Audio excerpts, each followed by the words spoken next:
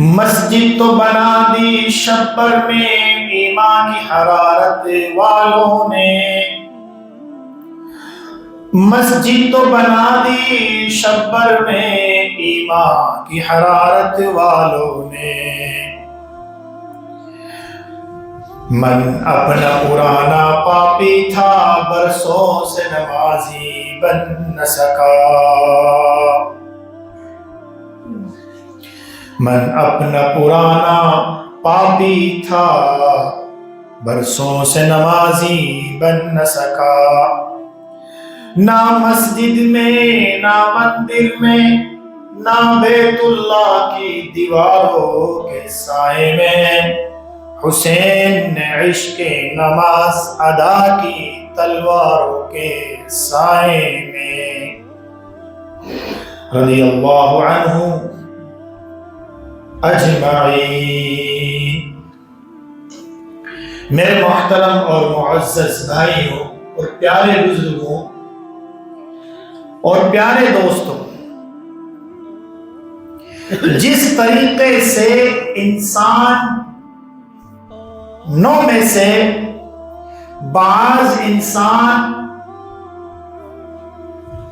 نصیب دار ہوتے ہیں، اسی طریقے سے بعض خاندان بھی نصیب دار ہوتے ہیں۔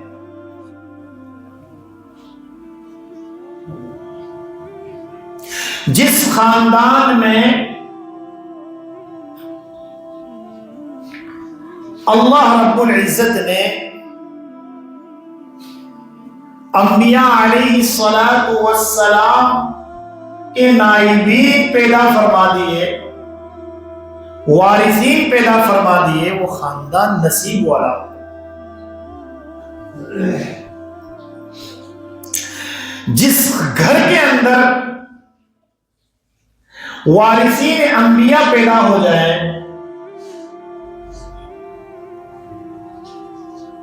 نائبین رسول پیدا ہو جائے، وہ گھر کتنا نصیب والا ہوگا۔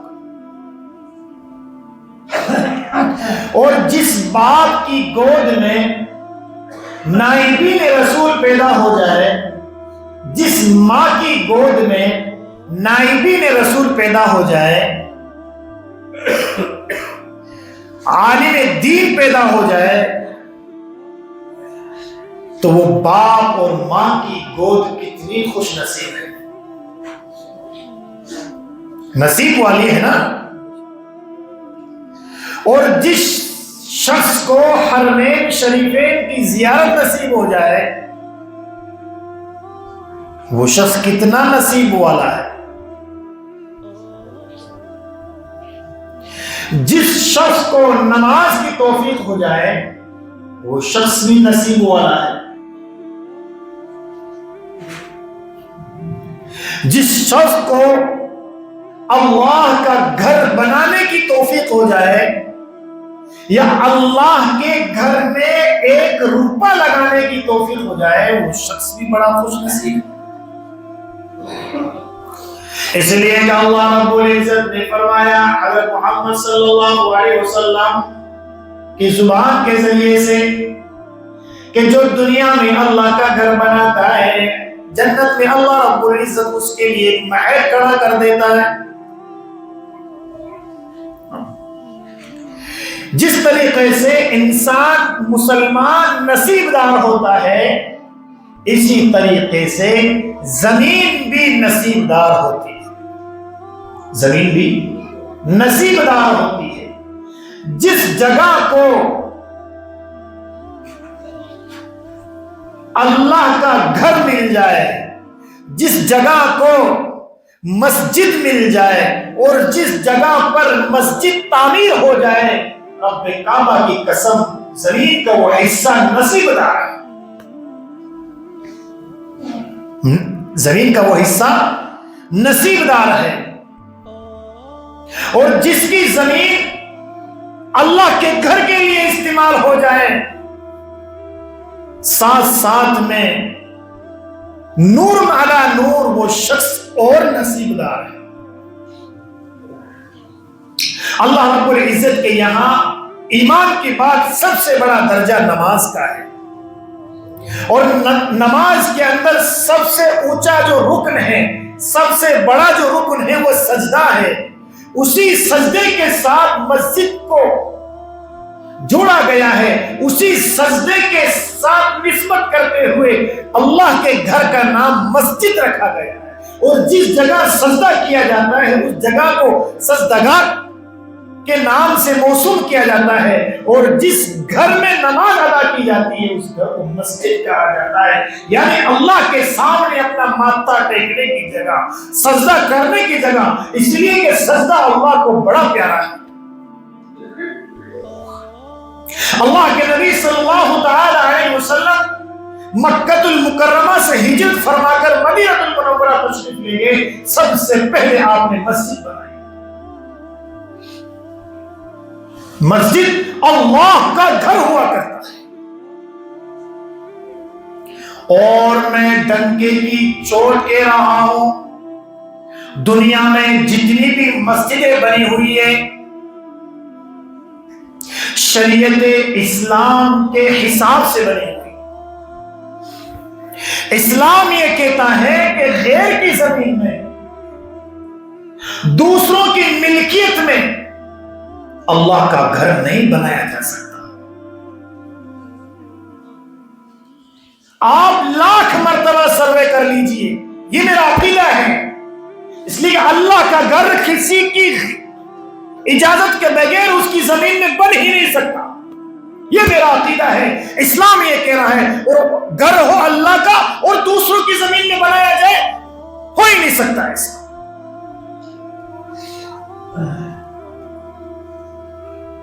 یہ ہو ہی نہیں سکتا۔ اللہ کا گھر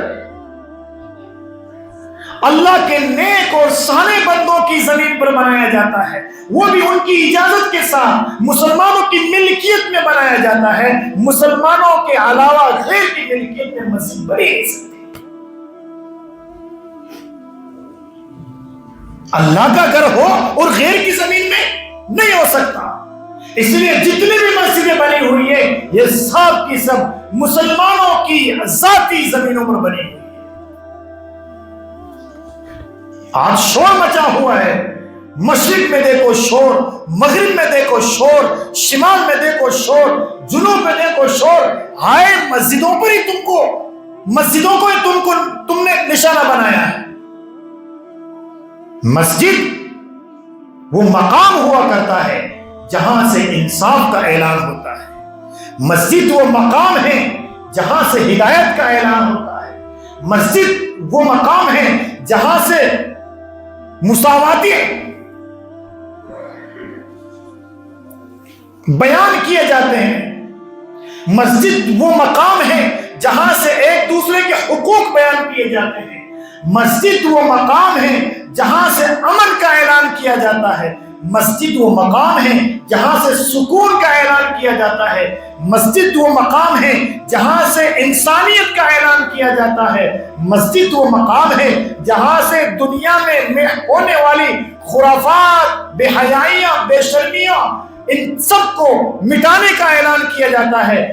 مسجد وہ مقام ہے کہ جس میں مساواتی اعلان کیا جاتا ہے، جس میں برابری کا اعلان کیا جاتا ہے، ایک دوسرے کے حقوق کو بیان کیا جاتا ہے، ایک دوسرے کے حق کو بیان کیا جاتا ہے، عورتوں کے ساتھ ویوہار کیا کرنا ہے اس کا اعلان کیا جاتا ہے، بڑوں کے ساتھ ویوہار کیا کیا جاتا ہے اس کا اعلان کیا جاتا ہے۔ مسجد چین و سکون کی جگہ ہے۔ پوری دنیا کے اندر اچھی اور اگر بہترین کوئی جگہ ہے تو وہ اللہ کا گھر ہے، مسجد ہے۔ اور ہمارا عقیدہ ہے مسجدیں اپنی نجی زمینوں کے اندر بنائی جاتی ہیں۔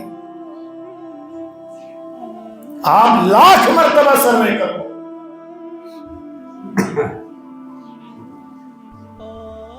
مسجد کی حقانیت تو ظاہر ہو جائے گی لیکن مکاریت وہاں سے ظاہر نہیں ہوگی۔ یہ تو بزدل لوگ ہیں، جھوٹے لوگ ہیں، کمزور لوگ ہیں، جو اپنی طاقت کے نشے میں اللہ کے گھروں کو منہدم کرنے کی سازشیں رچ رہے ہیں۔ اور اسلام نے ایک ایسی سچائی دی ہے مسلمانوں کو، ایک ایسا پیغام دیا ہے مسلمانوں کو کہ صبر کو لازم پکڑے رہو۔ اگر رب کعبہ کی قسم مسلمانوں کے پاس صبر نہ ہوتا اور لا الہ الا اللہ ان کے پاس نہ ہوتا اور محمد الرسول اللہ صلی اللہ علیہ وسلم کی تعلیمات ان کے سامنے نہ ہوتی، شریعت محمد صلی اللہ علیہ وسلم کی تعلیمات ان کے سامنے نہ ہوتی،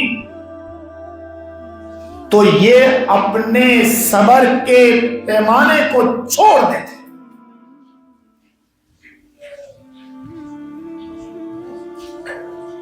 یہ جو ہر مقام پر برداشت کر رہے ہیں، وجہ یہی ہے کہ انہوں نے حضرت محمد مصطفیٰ صلی اللہ علیہ وسلم کے دامن کو مضبوطی سے تھامے ہوئے کہ جس وطن میں تم رہ رہے ہو اس وطن کے اندر فتنہ نہ ہو جائے، وطن کا حصہ زخمی نہ ہو جائے۔ حب الوطن من الایمان، کہ وطن سے محبت کرنا ایمان کا حصہ ہے۔ اس لیے وطنی اعتبار سے جو لا اور قانون بنا ہوا ہے اس کے موافق اپنے حقوق حاصل کرنے کی جد و جہد کرتے رہو۔ میری بات سمجھنا آپ لوگ، اور خوب سمجھنا۔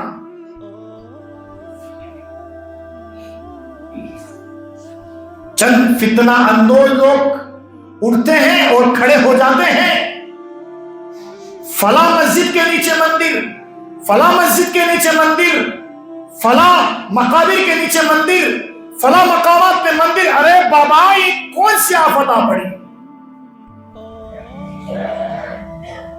ہمارا عقیدہ ہے کہ اللہ کا گھر غیر کی زمین میں بن ہی نہیں سکتا، اور جتنے اللہ کے گھر بنے ہوئے یہ سارے کے سارے مسلمانوں کی اپنی زمینوں پر بنے ہوئے۔ لاکھ محنتیں کر لو، کوششیں کر لو، تمہیں اپنے نشانات نہیں ملیں گے سوائے مساجد کے اور مسلمانوں۔